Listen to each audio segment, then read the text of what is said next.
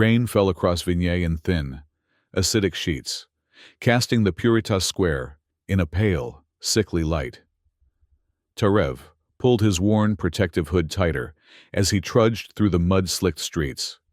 His shift at the spacecraft hangar had ended, and all he wanted was to return to his cramped apartment, eat something warm, and fall into dreamless sleep.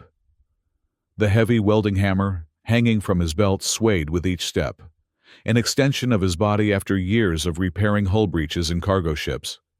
The distant roar of a crowd made him pause. Ahead, the imposing golden statue of High Priest Oron gleamed despite the acid rain, a beacon drawing the faithful to Puritas Square. Tarev should have turned away. Involvement in any public ritual never ended well for workers like him. But something compelled him forward. Perhaps it was morbid curiosity, or perhaps something deeper. As he approached, he saw them. A circle of blood faith priests in their distinctive white robes, embroidered with red patterns that resembled veins or cracks in marble. They surrounded something. No, someone, pinned to the muddy ground. Between shifting bodies, Tarev caught glimpses of jade-like skin that shimmered even in the dim light, and silver eyes filled with pain. A Kylan alien, female, slender limbs pressed against the mud by the heavy boots of priests. "The blasphemer must be purified," High Priest Oron's voice boomed across the square, amplified by the implant in his throat. The crowd roared in approval as he raised the Holy Covenant, a ceremonial whip crackling with electrical energy. She dared question the sanctity of the blood faith. She carries forbidden texts.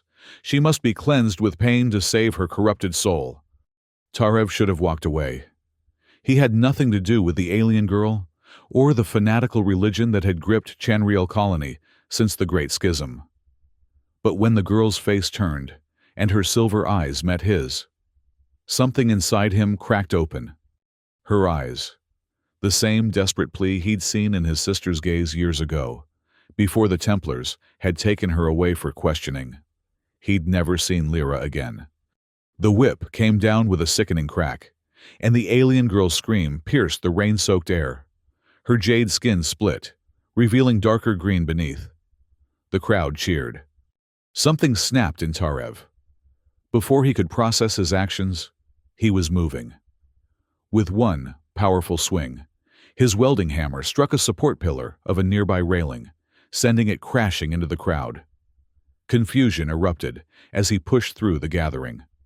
"Leave her alone," he shouted, his voice raw with a fury he hadn't felt in years. The priests turned, momentarily stunned by the interruption. It was all the opening Tarev needed. He barreled forward, using his considerable bulk to push two Templars aside. One recovered quickly, reaching for his plasma weapon. But Tarev was faster. The welding hammer connected with the Templar's armored shoulder, sending him staggering backward. "Seize the blasphemer!" Oron shouted, pointing at Tarev. "Another soul in need of cleansing!" Tarev didn't hesitate. He knocked aside the priest who had his boot pressed against the alien girl's back and pulled her to her feet. "Can you run?" he asked urgently. The girl nodded weakly, her silver eyes clouded with pain, but resolute. They ran as plasma shots sizzled past them, leaving scorch marks on the ancient stone buildings. Tarev pulled the girl toward the abandoned transit tunnels of Sector Zeta 7, their footsteps echoing in the cavernous space as they descended into darkness. Behind them, alarm sirens wailed, and Oron's amplified voice echoed through the city. "Find them! The human traitor and the Kalun blasphemer must not escape judgment." The tunnels of Sector Zeta 7 welcomed them with the musty smell of abandonment and refuge. Once part of Vignay's transit system, they had fallen into disuse when the blood faith restricted travel for lower castes. Now, they served as shelter for those who lived in the shadows, workers, refugees, and anyone who questioned the blood faith's absolute authority. Tarev guided the alien girl through a labyrinth of maintenance corridors, following a path he'd memorized during his own escapes from Templar patrols. Her breathing was labored, and her steps became increasingly unsteady. "Just a little further," he urged, supporting her weight against his side. "My place isn't much, but it's safe." The girl nodded, her silver eyes gleaming in the dim emergency lights that still functioned in parts of the tunnel.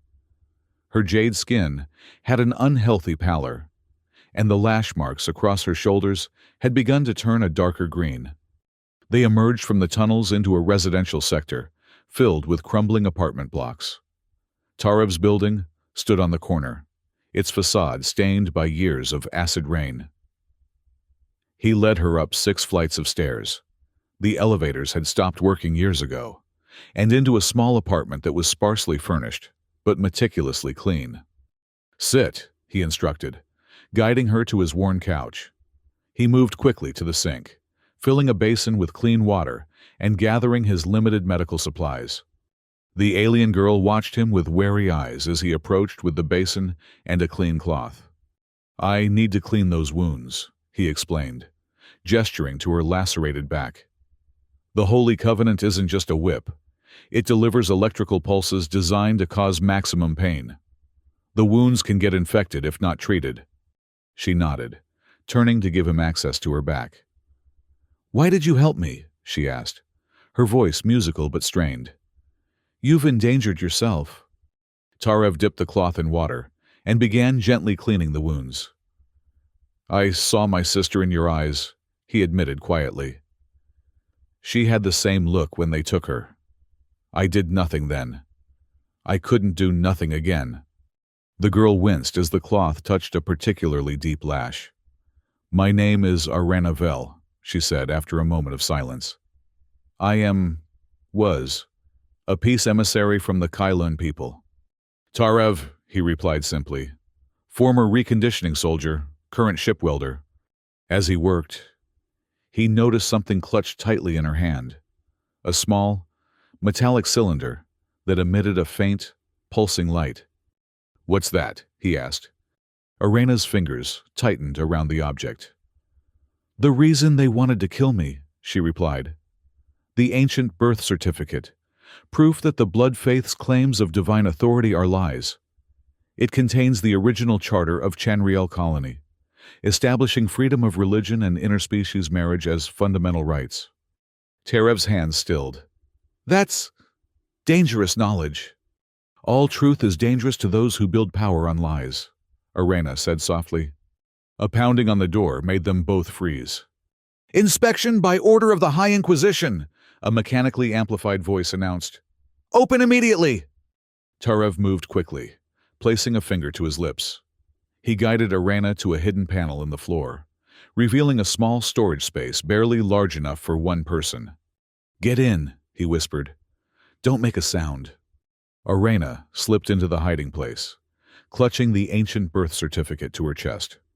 Tarev replaced the panel and covered it with a worn rug, just as the pounding intensified. He opened the door to find 2 Templars, their faces obscured by reflective masks. Plasma rifles held at ready. "Citizen, you're required to submit to questioning regarding the incident at Puritas Square," the taller Templar stated. Tarev feigned confusion. "What incident? I've been home since my shift ended at the shipyard." The Templar's mask tilted slightly. "Your worker ID was logged in the vicinity. Witnesses reported someone matching your description." "Lots of welders in this district," Tarev shrugged. "We all wear the same protective gear." The second Templar pushed past him, scanning the apartment with augmented vision. "Search the premises," he ordered. Tarev stood still, heart pounding as the Templars moved methodically through his small apartment. One paused near the hidden panel, but moved on after a moment. They found nothing suspicious.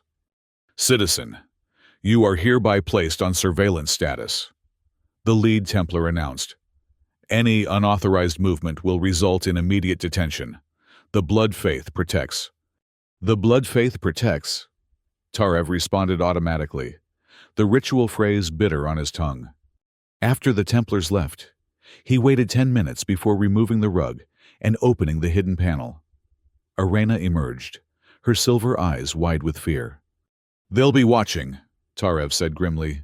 We need help. That night, while Vignay slept under the Blood Faith's watchful eyes, Tarev sent a carefully coded message through an ancient communication device he'd salvaged from a decommissioned ship. The response came quickly, a series of coordinates and a time.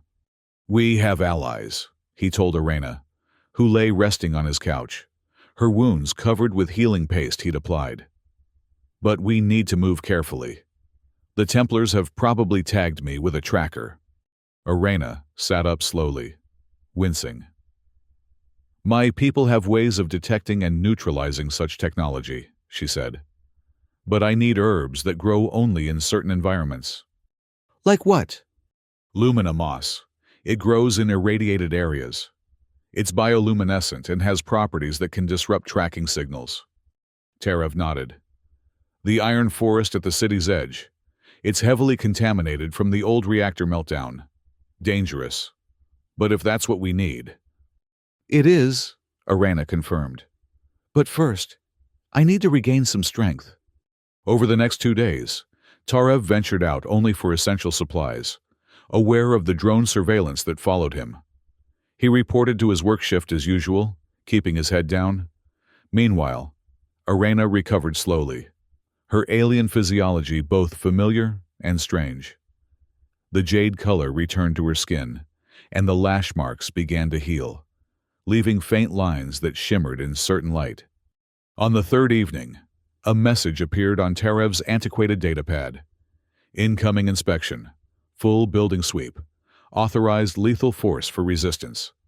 "We have to go now," Tarev told Arena urgently. "They're coming with kill orders."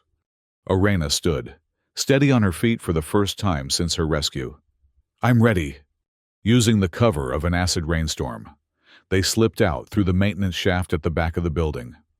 Tarev had disabled the single camera that monitored it during his morning routine, making it appear as a technical malfunction rather than sabotage. They moved through the lower levels of Vignay, keeping to the shadows, avoiding the main streets where drones patrolled constantly. The coordinates led them to an abandoned factory in the industrial district, its massive machinery silent for decades. Tarev knocked on a rusted door using the pattern he'd been given. 3 quick taps. Pause. 2 slow taps. The door slid open to reveal a young woman with sharp eyes and hair cut severely short. Multiple data ports were visible along her temples, the mark of a network specialist. "You're Tarev?" she asked, eyes shifting to Arena. "And the Kylun emissary?" Tarev nodded. "And you are?" "Zexi," she replied, ushering them inside and securing the door. "Former Blood Faith security engineer, current rebellion hacker. Welcome to Firestorm." The factory's interior had been transformed. What once housed machinery now contained a sophisticated command center, with screens displaying security feeds from across Vignay and beyond. A large man approached them, his posture military despite the civilian clothes. A faded Templar tattoo was visible on his neck, partially obscured by burn scars. "Brav," he introduced himself simply. "I'll be your guide through the Iron Forest. If we survive that, I'll help you reach Erythia."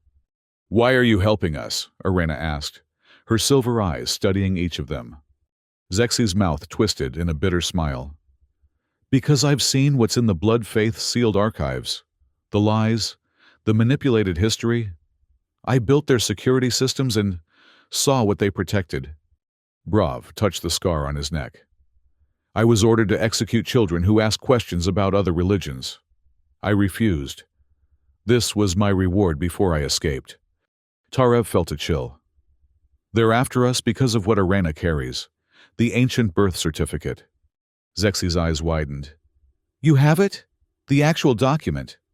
We've only heard rumors." Arena removed the metallic cylinder from her robes. "The original charter, preserved in light ink that cannot be forged or altered. It proves that Chanriel was founded as a multi-species, multi-faith colony. The Blood Faith has systematically erased this history.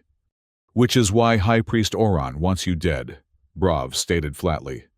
"The entire power structure collapses if that document becomes public. A sudden alert flashed across the screens. Zexi rushed to a console, her fingers flying across the interface. "They've found your tracker's last location," she announced. "They're expanding the search perimeter. And," she paused, her expression grim, "they have your mother, Tarev. They're questioning her about your whereabouts." A drone image appeared on the main screen. Tarev's mother, a frail woman with his same determined eyes, surrounded by Templars outside her modest home. Tarev felt the blood drain from his face.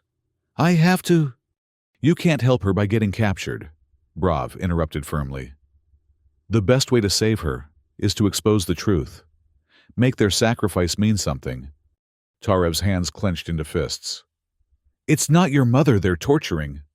"No," Brav agreed quietly. "For me, it was my wife and daughter. They're dead now." The stark statement hung in the air, silencing Tarev's protest. Zexi broke the tense moment. "We need to move tonight. The Iron Forest first, to neutralize any remaining trackers and gather the Lumina Moss. Then to Erythia, where we have allies in the civilian government." "And my mother?" Tarev demanded. "I'll monitor her situation," Zexi promised. "And I have contacts who can get messages to her. She'll know you're alive and fighting." It wasn't enough, but it was all they had. Tarev nodded reluctantly. As night fell, they prepared for the journey. Brav distributed acid-resistant cloaks and oxygen filters. Zexi provided them with jammers for the drone networks. "The Iron Forest is 3 kilometers beyond the city's eastern boundary," Brav explained. "Once inhabited, now abandoned after the reactor incident. Radiation levels are high enough to kill slowly, but not immediately. Strange things grow there now. Stranger things hunt there. Hunter 4 autonomous security units," Zexi elaborated. "Military drones repurposed as forest guardians to keep people away from the evidence of the disaster. They're programmed to kill." Arena listened intently. "The Lumina Moss should be growing near the old cooling towers. Its bioluminescence will be visible even in darkness." "Then that's our target," Brav concluded. "Move quietly, stay close, and if I say run, you run without question." They left the factory through an underground passage that emerged beyond the city's surveillance network. The night air was thick with industrial pollution and the ever-present acid rain, but their protective gear kept the worst at bay. The landscape changed as they moved east, the crowded urban structures giving way to abandoned suburbs, and finally to a wasteland of twisted metal and crumbling concrete. Ahead, skeletal towers rose into the night sky, cooling stacks from the ancient reactor, their shapes distorted by decades of exposure to the elements. "The Iron Forest," Brav murmured, pointing ahead. Tarev understood the name immediately. What had once been a natural woodland had been transformed by radiation and chemical contamination. The trees still stood, but they had become metallic sculptures, organic matter transmuted into something between living and machine. Their branches caught the acidic rain, creating eerie, discordant music as droplets struck surfaces that were no longer quite natural. "Beautiful and deadly," Arena whispered, her silver eyes wide. "Like much on this world." They moved carefully among the metal trees, their footsteps muffled by the strange, spongy ground cover, once moss and grass. Now, a resilient mutation that absorbed radiation. Brav led them on a winding path, avoiding the clearer areas where Hunter 4 units would have better visibility. An hour into their trek, they reached a small clearing where the remains of a collapsed cooling tower created a sheltered hollow. And there, growing along the curved interior walls, was their objective, Lumina Moss, glowing with a gentle blue-green light that pulsed like a heartbeat. "It's perfect," Arena breathed, moving toward it. "Exactly what we need." She carefully harvested several patches, placing them in a container she'd brought. As she worked, Tarev kept watch, the weight of his welding hammer reassuring in his hands. Brav suddenly tensed, raising a closed fist, the universal signal to stop and be silent. They froze. In the distance, a mechanical whirring approached, accompanied by the rhythmic thud of heavy metal feet on the forest floor. Hunter 4, Brav whispered. At least 2 units. We need to move. Arena secured the moss container and nodded. They began to retreat the way they had come, but the mechanical sounds grew louder, coming from multiple directions. "They've surrounded us," Zexi hissed. "They must have detected our heat signatures." The first Hunter 4 appeared at the edge of the clearing, a nightmarish fusion of military hardware and adaptive technology. Standing 3 meters tall, it moved on articulated legs, its upper body bristling with sensors and weapons. Where a head should be, a rotating turret housed multiple visual inputs glowing red in the darkness. "I'll draw them off," Brav decided, pulling a small device from his pack. "When I activate this, run east. Don't stop until you reach the old railway bridge." "What is that?" Terev asked. EMP grenade. Limited range, but it'll confuse their systems temporarily. It'll also fry our jammers, so we'll be visible to the network again." Before they could protest, Brav sprinted across the clearing, shouting to attract the Hunter 4's attention. The machine pivoted with startling speed, its targeting systems locking onto the moving figure. Brav threw the EMP grenade, which detonated with a sharp crack and a pulse of blue energy. The Hunter 4 staggered, its systems momentarily disrupted. "Now!" Zexi commanded, pulling Tarev and Arena toward the eastern edge of the clearing. They ran through the metallic trees, branches scraping against their protective gear. Behind them, the sounds of pursuit resumed, the Hunter 4 recovering faster than anticipated. Tarev glanced back to see Brav using his knowledge of Templar tactics to lead the second Hunter 4 in a different direction, buying them time. They reached the abandoned railway bridge, a massive rusted structure spanning a dry riverbed filled with industrial waste. Zexi led them underneath it, where a maintenance tunnel provided shelter. "Will Brav be all right?" Arena asked. Her breathing labored from the exertion. "He knows the forest better than anyone," Zexi replied, though uncertainty tinged her voice. "He's survived worse." Inside the tunnel, Arena immediately began working with the lumina moss, crushing it between her fingers and mixing it with a small vial of liquid she carried. The resulting paste glowed even brighter than the moss itself. "This will neutralize any tracking technology embedded in our bodies," she explained, applying a small amount to Tarev's neck and then her own. "The bioluminescent properties disrupt the nano-tracker's communications." "Will it work on deeper implants?" Zexi asked, revealing a series of small bumps along her forearm. Standard blood faith monitoring devices, implanted in all security personnel. "It should," Arena nodded, applying the paste carefully. "But we won't know for certain until we test it." They rested in the tunnel, taking turns keeping watch. Tarev found himself unable to sleep, his thoughts returning to his mother and the Templars who held her. He should never have involved her in his life after leaving the reconditioning program. He should have maintained the fiction that her son had died in training. Arena sat beside him during his watch, her silver eyes reflecting the faint glow of the moss paste still visible on their skin. "You think about your mother," she observed softly. Tarev nodded. "She endured so much after my sister was taken. Now she suffers again because of me." "Because of the blood faith," Arena corrected gently. "Not you. You acted with compassion when you saved me. That is never wrong." "Compassion doesn't protect her from their questions." "No," Arena agreed. "But the truth might protect others from suffering the same fate. The ancient birth certificate isn't just an historical document. It's proof that peaceful coexistence was once the foundation of this colony. It could be again." Tarev studied her in the dim light. "You really believe that? After what they did to you?" "I have to," she replied simply. "Otherwise, what am I fighting for?"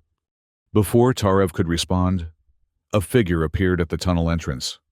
They both tensed, but it was Brav, his protective cloak torn and singed but otherwise intact. The Hunter Fours lost interest once we separated, he reported, dropping heavily to sit against the tunnel wall. Their programming prioritizes groups over individuals. They're designed to prevent organized incursions. You're injured, Arena noted, pointing to a deep gash on his arm where the cloak had been torn away. Brav shrugged. Scraped it on a metal branch while evading. Nothing serious. Arena moved to examine the wound anyway, applying some of the lumina paste. This will prevent infection from the forest's contaminants, she explained. My people have studied the effects of radiation for generations. By morning, though the perpetually polluted sky made it difficult to distinguish from night, they continued their journey toward Erythia. The border city was 2 days' travel on foot, through terrain that grew increasingly rugged as they left the iron forest behind. Zexi consulted her portable scanner. The Lumina paste worked. Our trackers are offline or broadcasting false locations. The Blood Faith's network shows us still in Vignay. That won't fool them for long, Brav cautioned. Once they realize the trackers are compromised, they'll expand the search. They traveled through ravines and dry riverbeds, avoiding the main roads where Blood Faith patrols were common. The landscape bore the scars of industrial exploitation, massive quarries, abandoned mining equipment, and the occasional ruins of worker settlements, abandoned when the resources were depleted. At midday on the second day, they crested a ridge and saw Erythia in the distance, a city built into the side of a mountain, its architecture a stark contrast to Vignay's oppressive uniformity. Solar collectors covered much of the visible surfaces, glinting in the weak sunlight that penetrated the pollution layer. Erythia declared itself autonomous after the Great Schism. Zexi explained. They maintain official ties to the Blood Faith to avoid military action. But the civilian government quietly supports the resistance. How do we get in? Tarev asked, noting the heavily fortified perimeter wall and checkpoint at the only visible entrance. Not through the front door, Brav replied with a grim smile.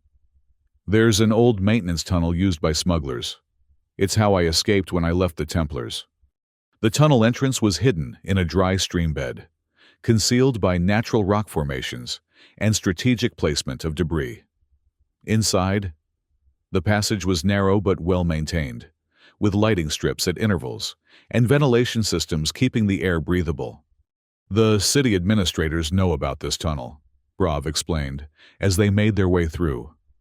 They allow it to operate because it serves their interests. Officially, it doesn't exist.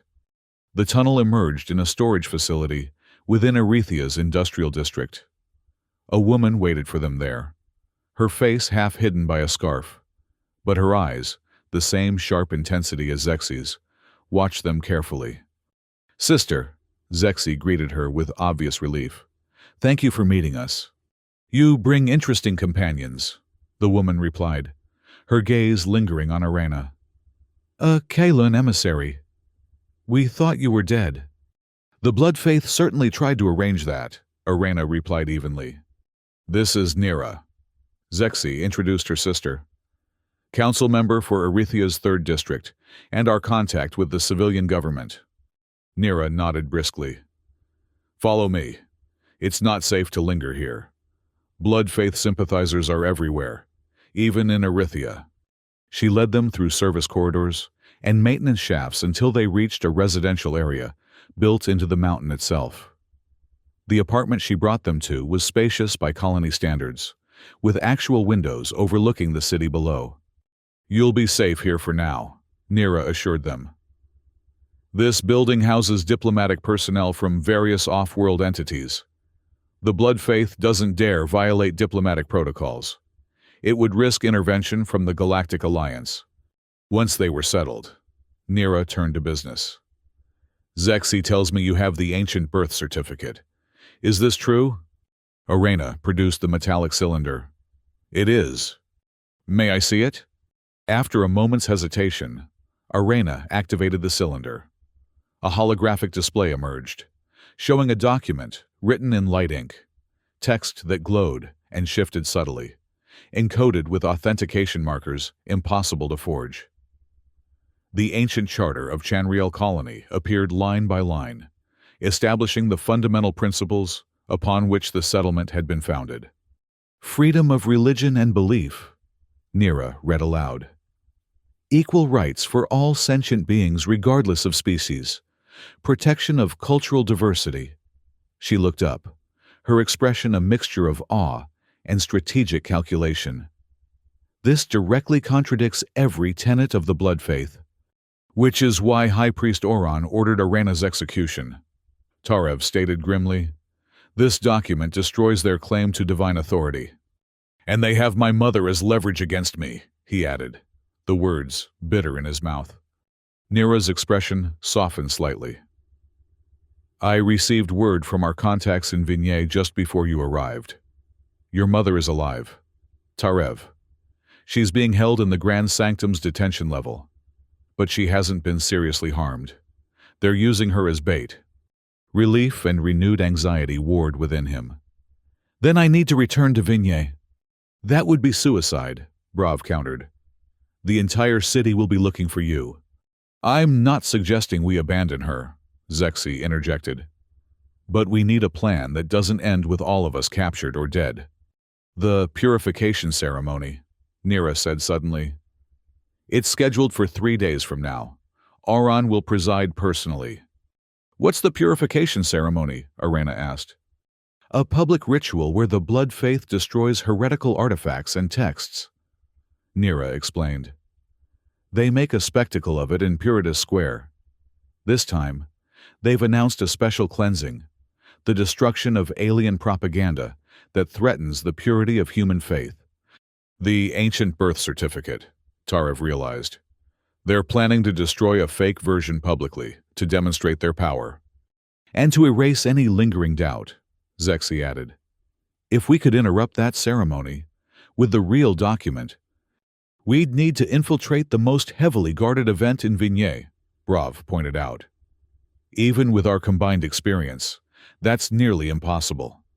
Nearly, Zexi emphasized, a spark of determination in her eyes. Not completely. Over the next 2 days, they formulated their plan. Nira provided access to Arethia's intelligence on Vignay's security systems, while Zexi worked to identify vulnerabilities they could exploit. Brav contributed his knowledge of Templar protocols and the layout of the Grand Sanctum. Arena spent hours studying the ancient birth certificate, memorizing its contents in case the original was lost or destroyed. Her wounds had healed completely, leaving only faint lines across her jade skin that caught the light when she moved. Tarev found himself drawn to her quiet strength. Despite everything she had endured, she maintained an unwavering belief in the possibility of peace. It reminded him of his sister, the same stubborn hope that had ultimately led to her disappearance.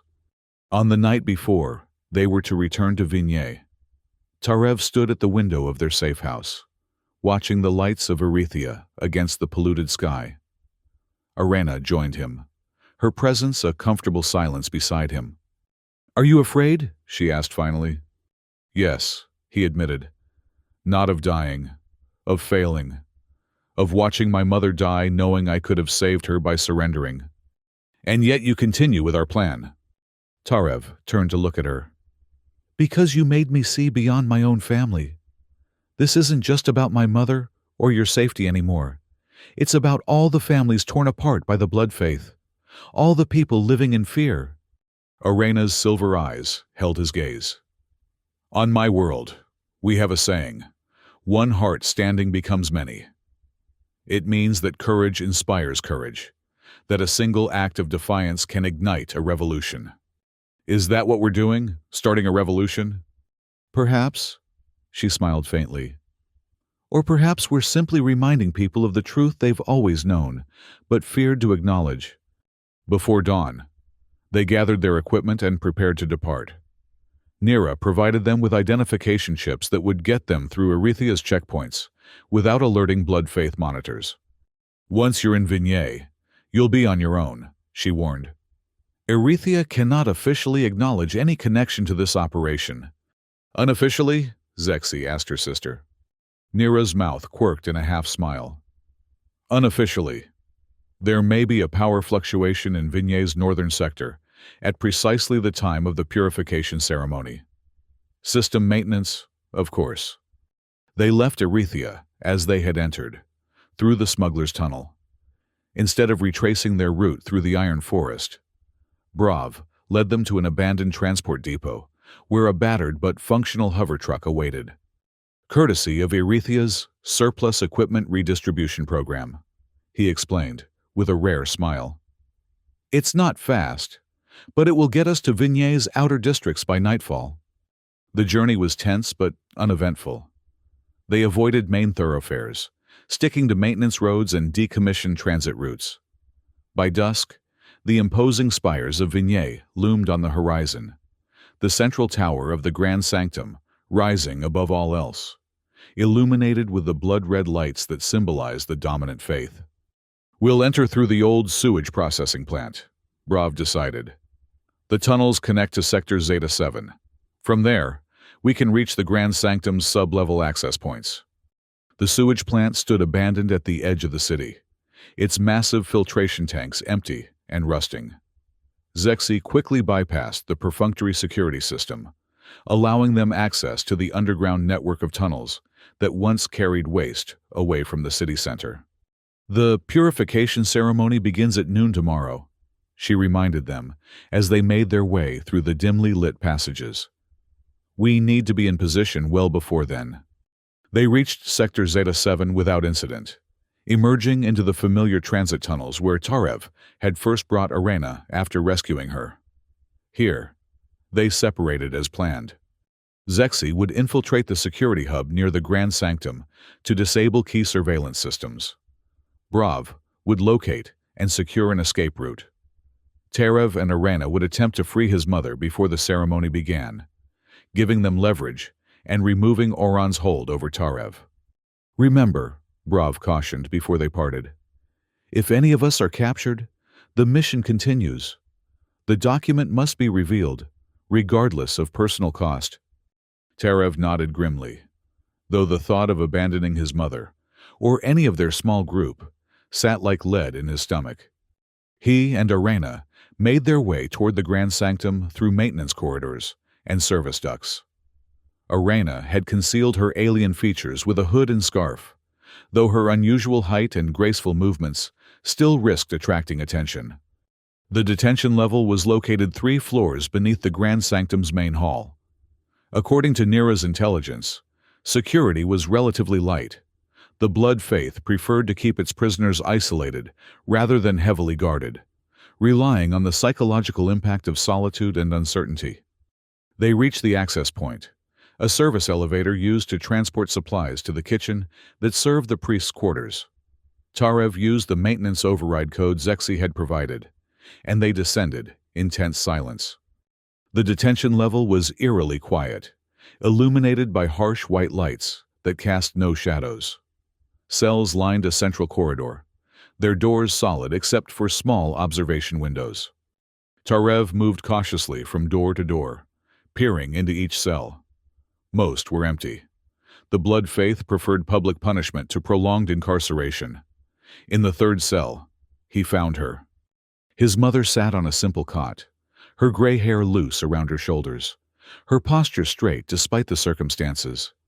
She appeared unharmed, though her face showed the strain of her captivity. Here, he whispered to Arena, who produced a small device Zexi had given them, a localized EMP designed to disable the cell's electronic lock without triggering alarms. The door slid open silently. His mother looked up, her eyes widening in recognition and alarm. "Tarev, what are you doing here?" she hissed, rising quickly. "It's a trap." Too late. He registered the unnatural stillness of the detention level, the absence of even minimal security.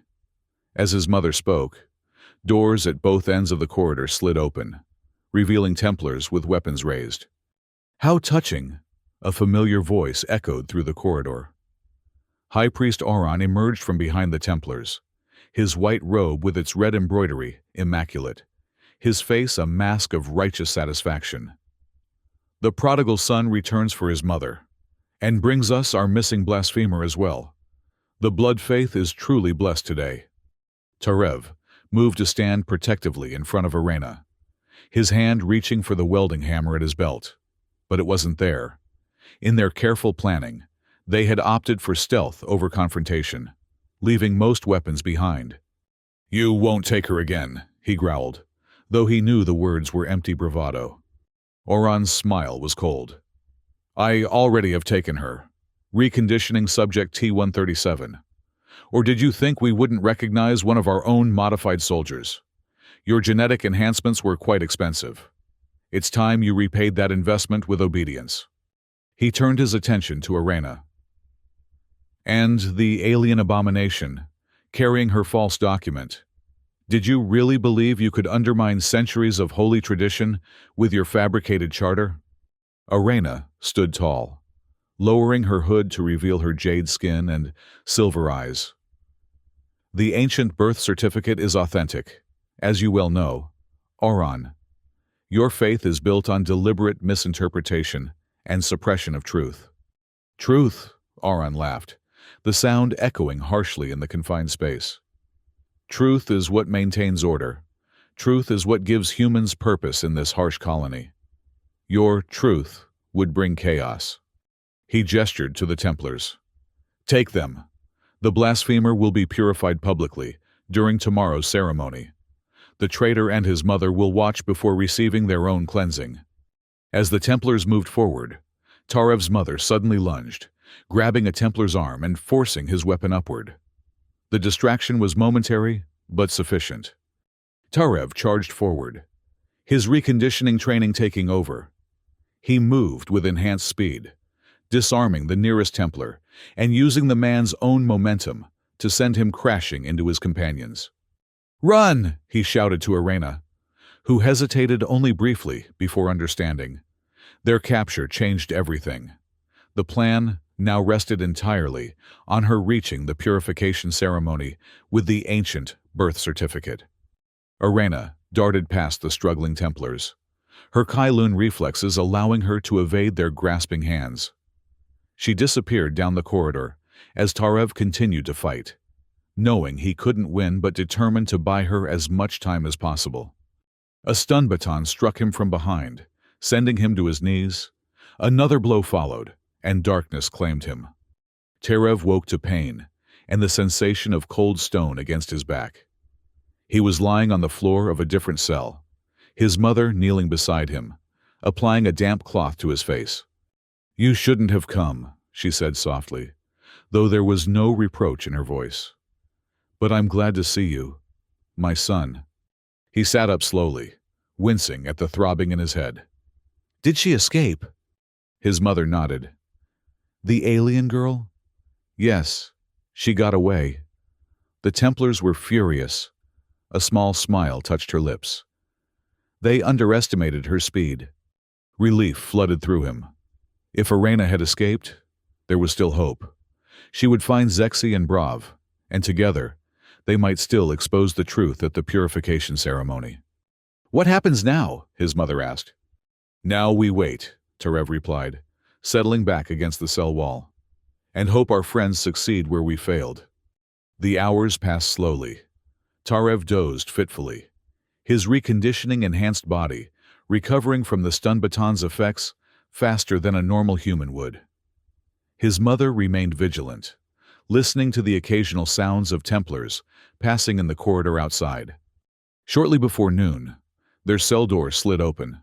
4 Templars entered, their faces impassive behind their masks. "The High Priest requires your presence at the purification ceremony," the lead Templar announced. "You will witness the consequences of defying the blood faith." They were led up through the grand sanctum, their hands bound before them, Templars flanking them on all sides. The massive central hall was filled with priests and high-ranking faithful, all preparing to process to Puritas Square, where the public ceremony would take place. High Priest Oron stood at the center of the gathering, resplendent in ceremonial robes that were pure white with intricate patterns of red that seemed to pulse in the light of the sanctum's blood-colored illumination. He carried the Holy Covenant, the electrified whip he had used on Arena, coiled at his belt. "Ah, our special guests." He greeted them with false warmth. "The traitor and his treasonous mother. You will have honored positions at today's ceremony, front row seats to witness the destruction of alien lies and the reaffirmation of human purity." Terev met his gaze steadily. "The only lie being destroyed today is yours, Oran." The high priest's expression hardened. "Your defiance only increases your sentence. Perhaps after watching the alien's purification, you'll find wisdom in submission." The procession moved out of the grand sanctum into the streets of Vignay. Crowds had already gathered, held back by Templar cordons. Many cheered as Oran appeared, though Tarev noted that others watched in silence, their expressions carefully neutral. Puritas Square had been transformed for the ceremony. A raised platform stood before the golden statue of Oran, and upon it, a metallic pillar topped with an ornate brazier. This was the purification pyre, where heretical texts and artifacts were ceremonially destroyed. Tarev and his mother were positioned at the front of the crowd, held firmly by Templars, forced to face the platform. He scanned the square desperately, searching for any sign of Arena, Zexi, or Brav, but saw nothing. Had they abandoned the plan after his capture? Had Arena fled to safety with the ancient birth certificate? He couldn't blame her if she had. Her survival meant the truth survived with her. Oran ascended the platform, raising his arms for silence. The crowd's murmuring ceased. "Faithful of the blood faith," his amplified voice echoed across the square. "We gather today to cleanse our colony of dangerous falsehoods, to purify our collective faith from alien corruption." He gestured, and Templars brought forward a metallic cylinder, identical to the one Arena carried. A forgery, Tarev realized, created to convince the public that the true document had been destroyed. "This so-called ancient birth certificate is a fabrication," Oran continued, "created by alien interests to undermine human sovereignty on Chanriel. Today, we consign it to purifying flames, reaffirming that this colony belongs to humanity alone, guided by the blood faith." The crowd cheered, though Tarev noticed the response seemed less enthusiastic than Oran might have wished. Doubt had begun to creep into the collective consciousness of Vignay. Whispers of the Resistance's claims had spread, despite the Blood Faith's control of information. As Oran prepared to place the false cylinder into the brazier, a disturbance rippled through the crowd. People turned, pointing toward the far side of the square. Templars moved to investigate, their formation breaking. And then she appeared, Arena Vel, no longer hiding her alien nature, her jade skin gleaming in the weak sunlight. The true ancient birth certificate, held high above her head. "People of Vignay," her clear voice rang out, "you have been deceived. This is the true charter of Chanriel Colony." She activated the cylinder, and the holographic display sprang to life, its text large enough to be visible to those nearest her. The light ink shimmered and pulsed, its authentication markers unmistakable. Seize the blasphemer," Oran shouted, his carefully constructed ceremony collapsing into chaos. Templars pushed through the crowd toward Arena, but they met unexpected resistance. Citizens who moments before had stood passive now linked arms, forming a barrier between the authorities and the alien truth-bearer. "Let her speak!" someone shouted, and the cry was taken up by others. Tarev watched in amazement as ordinary people, workers, merchants, even some wearing the insignia of lower blood faith ranks, protected Arena, allowing her to move forward through the crowd toward the platform. Behind her, he spotted Zexi at a control panel, her fingers dancing across the interface. Suddenly, the square's public address system activated, and Arena's voice boomed across the entire gathering. "The founders of Chanriel established this colony as a place of freedom and cooperation between all sentient species," she proclaimed, the words of the document flowing through her. "No religion shall be elevated above others by law or force. No person shall be persecuted for their beliefs or their species. All beings capable of reason are entitled to equal protection and representation. The crowd fell silent, absorbing words that directly contradicted generations of blood faith teaching. Oren's face contorted with rage. "Lies!" he screamed. "Alien deception! Faithful, do not be misled!" But his words lacked their usual power. Too many had seen the authentication markers of the light ink, recognized the ancient language patterns that no modern forger could replicate. Terev seized the moment of confusion. With his enhanced strength, he broke free from the Templars holding him and rushed to his mother's side, placing himself between her and any potential harm. Across the square, he saw Brav emerge from concealment, leading a group of civilians wearing the armbands of Erethia's diplomatic corps. Nira had kept her word, providing unofficial support in the form of witnesses from the autonomous city. Oran saw his control slipping away. With a howl of fury, he descended from the platform, drawing the Holy Covenant from his belt. The whip crackled with electrical energy as he approached Arena, who continued to read from the ancient birth certificate, her voice steady despite the threat. The alien dies today," Oren declared, raising the weapon. Tarev didn't hesitate. He charged forward, colliding with Oran before the high priest could strike. They tumbled to the ground, wrestling for control of the whip. Tarev's reconditioning gave him enhanced strength, but Oran fought with the desperate fury of a man seeing his power crumble. The Holy Covenant discharged between them, sending arcs of electrical energy across the square. People scattered, screaming. In the confusion, something unexpected happened.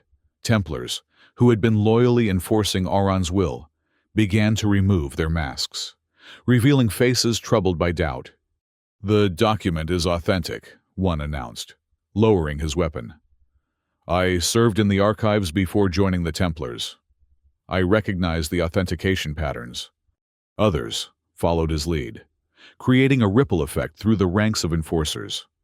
Not all abandoned their posts.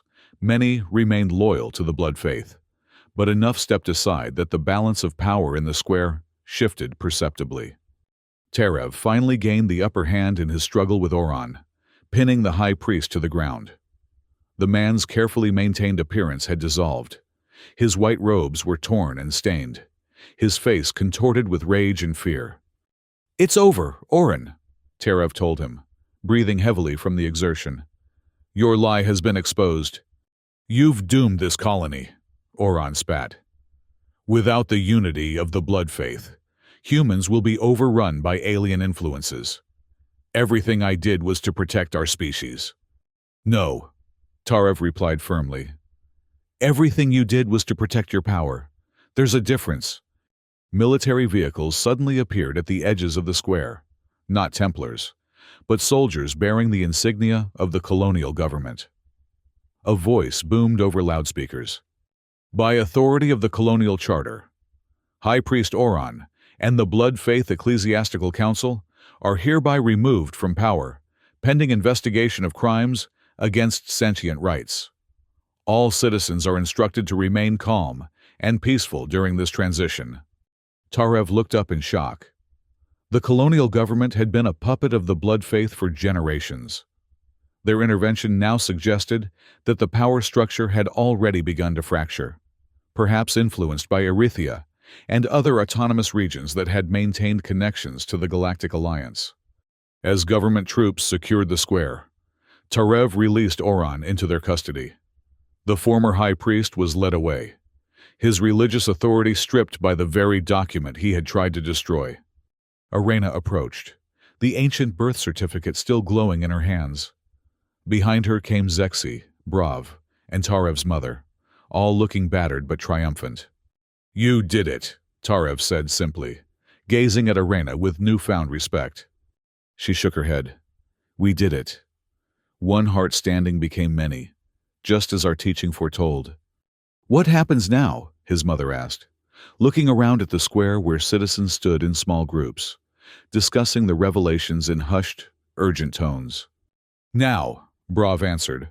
We rebuild, not just structures but trust, faith based on choice, not coercion. In the days that followed, the transition of power proceeded with remarkable restraint. The blood faith was not outlawed. That would have violated the very principles of the ancient birth certificate.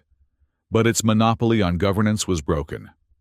The ecclesiastical council was dissolved, replaced by a provisional authority that included representatives from all species and belief systems present on Chanriel. Oran and his most fervent supporters faced trial for crimes committed in the name of religious purity.